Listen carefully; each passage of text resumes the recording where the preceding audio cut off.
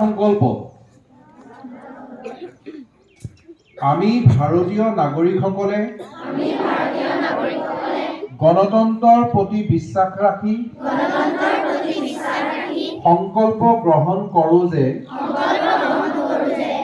আমাৰ দেশৰ মুক্ত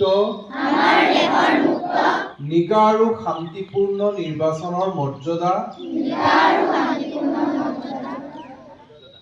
অটুট ৰাখিবলৈ আৰু গণতন্ত্ৰৰ পৰম্পৰা